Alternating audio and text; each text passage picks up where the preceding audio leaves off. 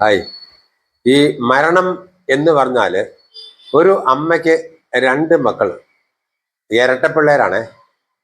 ഒരാളുടെ പേര് മരണം, ഒരാളുടെ പേര് ജനനം. അപ്പൊ ഈ ജനിച്ച ഒരാൾ പോകുമ്പോൾ അവരുടെ കൂട്ടത്തിൽ തന്നെ ഈ മരണം ഉണ്ടാവും. അവരെവിടെ പോകുന്നു, ഓരോ സ്റ്റെപ്പും വെക്കുമ്പോൾ മരണത്തിലേക്കാണ് ആവശ്യപ്പിക്കുന്നത്. ഓരോ ഹാർട്ട് ബീറ്റും മരണത്തിലേക്കാണ് പോകുന്നത്. അവർ ഓരോ പ്രവർത്തനങ്ങളും മരണത്തിലേക്ക് അടുത്തെടുത്ത് പോവാണ്. ഈ മരണം എന്ന് പറയുന്നത് മനുഷ്യന് മാത്രമുള്ളതല്ല, മൃഗങ്ങൾക്കുണ്ട്, പക്ഷികൾക്കുണ്ട്, ചെടികൾക്കുണ്ട്. അതുപോലെ നമ്മൾ ഒരു തേങ്ങ നമുക്ക് എടുക്കാം. ഒരു തേങ്ങ എടുക്കുമ്പോൾ ആ തേങ്ങ ആദ്യം തന്നെ ആയിരിക്കും വെച്ചിങ്ങ ആയിരിക്കും.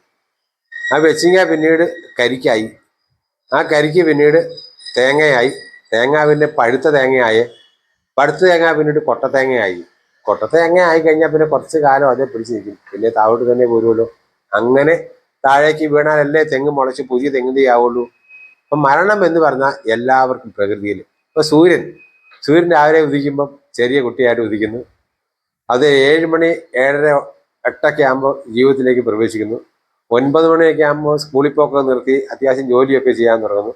10 മണിയാകുമ്പോഴത്തേനും ആയി മിടുക്കനായി. 11, 12, 1 മണിയൊക്കെ ആകുമ്പോൾ സൂര്യന്റെ നല്ല പ്രതാപമാണ്. നല്ല ശക്തമായിട്ട് കാര്യങ്ങളൊക്കെ ചെയ്യാൻ പറ്റും.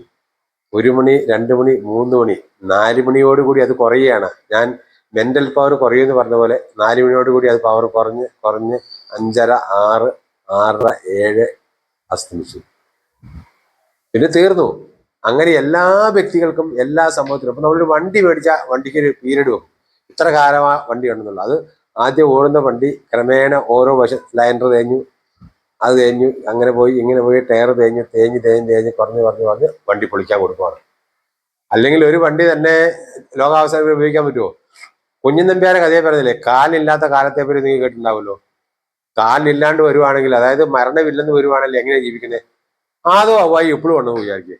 ആദോ ഹവ്വായി എന്നൊരു ഇതുവരെയുള്ള ആൾക്കാർ ഭൂമി ചവിട്ടാൻ പറ്റുമോ? അപ്പൊ പ്രകൃതിയിലെ അത് അങ്ങനെ പ്രകൃതിയുടെ നിലനിൽപ്പിന് വേണ്ട ആവശ്യമാണ്. ഒരു കാലഘട്ടം കഴിയുമ്പോൾ എല്ലാത്തിനും നാശം ഉണ്ടാവും, അവസാനിക്കും, ഫിനിഷിംഗ് പോയിന്റ് ഉണ്ട്. അത് ഒരാൾക്കല്ല, എല്ലാവർക്കും ഉണ്ടോ എന്നുള്ള സത്യം നിങ്ങൾ മനസ്സിലാക്കും. All the best.